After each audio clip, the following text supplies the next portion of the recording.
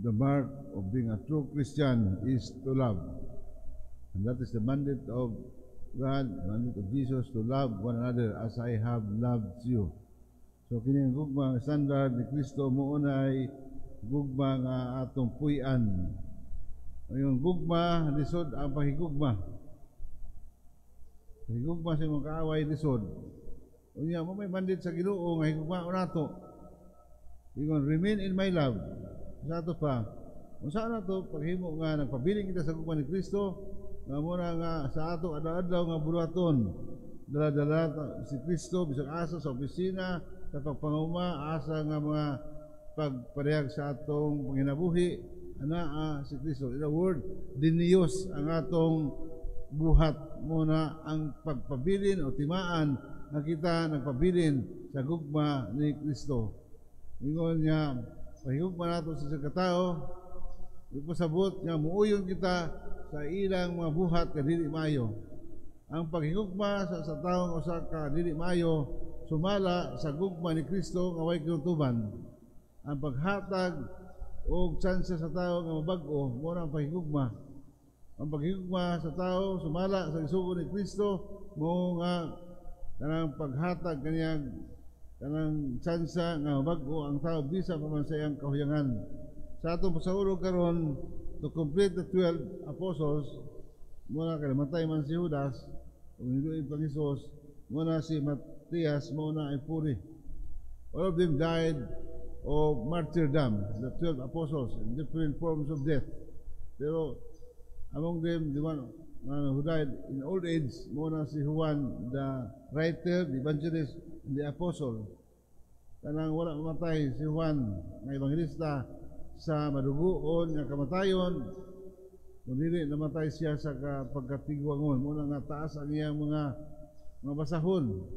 Ebanghelyo, ang iyang ipadayag, revelation, and tulog kasuwat nga makita nimo nga sa iyang pagsulat, balik-balik na ang tono, sabot nga tiguang na siya kayo. At one time, siya giluto sa mantika dito sa Roma. Apan, kalitag kawala siya dito, he was found in the island of Patmos. So dito siya nagsulat sa mga iyang ibang sulat na tulog ka sulat na tungod sa gugma. Kiling si Matias na puli kang Judas, muna nakangkong gapon siya sa martyrdom. Nakuha ang sulong sa pari. Kiling martyrdom, again, I would like to emphasize the word martyr, kalangikan sa Greek, martyryon, meaning to witness. Kasagari sa itong lantaw, kung kuwagali ang sulong sa pari, nga namatay, kining maong santos tungod sa iyang pagsaksi sa katuuran, pabilin siya na malig-on ngadto kang Kristo, na misaksi siya busa, namatay siya madugoong kamatayon tungod sa iyang pagbarog sa pagtuo.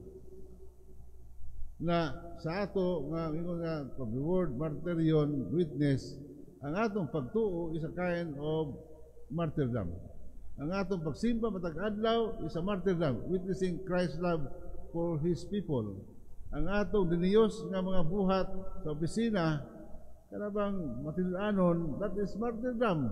Ang atong gipuy-an, minsaksi kita sa gugma ni Kristo, bisag asa, that is martyrdom. Ang pagsimba matag buntag, martyrdom. Kaya doon mga tao nagtuo, doon ay pagtuo, pero wala man siya magsimba. Igo ra mangayo, nagsimba ka ba? Wala ako masimba padre, pero nagampo ko. Asa mga nagampo? Sa balay, mangayo ko mga grasya. Unya, nangayo ka nga, di ba mo higala ni Kristo? Kaya kung sa higala, there must be a constant dialogue. Karunay, pinagkita ang higala. Munang gingon ni Kristo nga, pangayo ka mo bisag unsa sa bahan, kay hatag kini kaninyo sa akong ngalan, kay kamo akong mahigala. So ang pagpangayo mo ang prerequisite diri mo nga higala kita. Mao kita mangayo kundi ta higala. So muna nga ang Ginoo, kung if you remain in His love, kung pabiling kita sa gugma sa Dios, nga makapangayo kita bisag unsa diha sa ngalan ni Jesus.